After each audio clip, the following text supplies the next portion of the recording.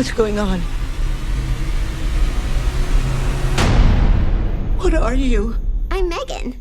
Baby, don't provoke us or we will.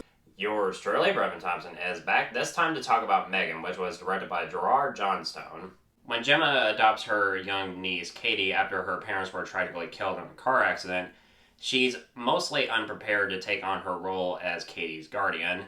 That's when Gemma decides to pair her M3GAN prototype with Katie, and things tend to turn out well for the most part, but eventually there will be unintended consequences. I wasn't sure what to make of this film after seeing the trailers, and for the most part I thought it would be just another typical killer doll movie, and sure, we've gotten a lot of those, especially with the Chucky and Annabelle movies, and whatever, like, killer doll movies you could possibly think of, but not only that, but since this was also being released in January, where Hollywood tend to dump, like, all of their garbage in that month that they think that nobody will eventually give a shit about. And I've seen like a few January horror movies, and for the most part they're garbage. But this one really surprised me, and especially after seeing like early reviews, which were for the most part very positive. And before I saw the film, I went in with minimal expectations, and after seeing the film, I would definitely say that M3GAN really surprised me.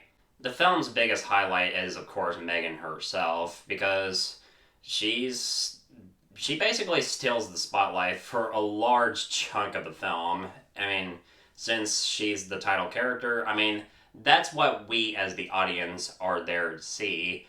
And what they do with the character, it works, and how the film starts out with her like doing her best to take care of Katie for Gemma, because not only is she designed to be a child's greatest companion, but for a large chunk of the film she mostly serves as Katie's caretaker in some way, because with Gemma under much pressure by this toy company that she worked with, she's also emotionally unprepared to take on her role as Katie's guardian.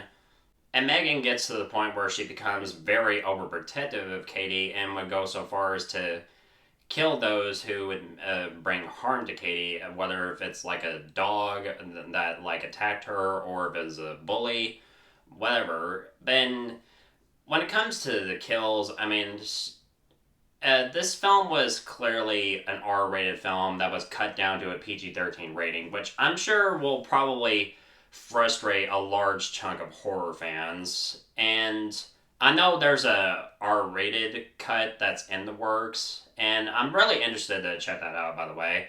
But outside of the moments where M3GAN can be creepy, she does get a legit few funny moments. I mean, of course, she does that dance that we've all seen in the trailers, and even at there's even like a few parts in the film where she actually sings, and I thought to myself, okay, am I watching a Blumhouse horror film, or am I watching some Disney spinoff? Because that's kind of the vibe that I got.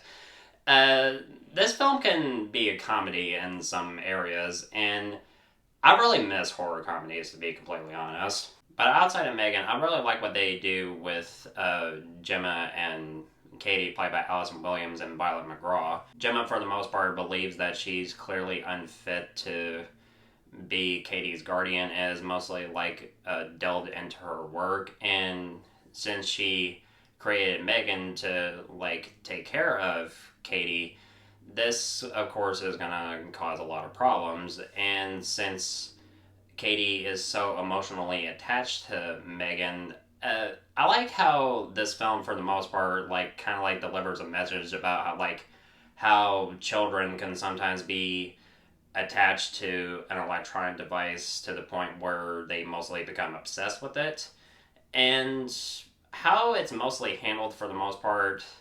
I like it, and at the same time I kind of don't like it. When it comes to Katie, for the most part, played by Violet McGraw,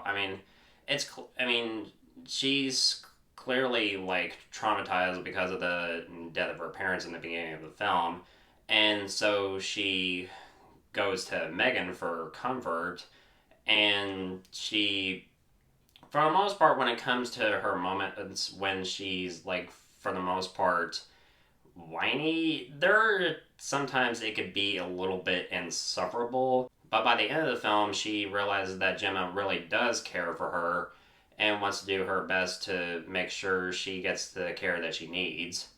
And I think for the most part that was handled pretty well. But when it comes to her moments when she's whiny, it became a little bit insufferable for me. This was a really good surprise for me, especially for a January release, which is very rare because, like I mentioned before, that most January released horror films tend to be shit.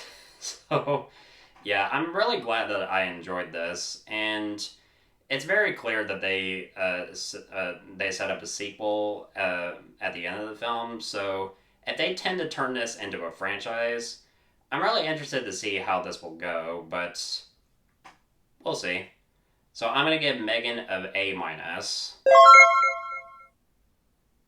So what y'all think of the film? Let me know in the comments below. And guys, thank you so much as always for watching. I'm looking forward to doing more videos really soon. And if you want my thoughts on old or new films, of course, you know where to find me.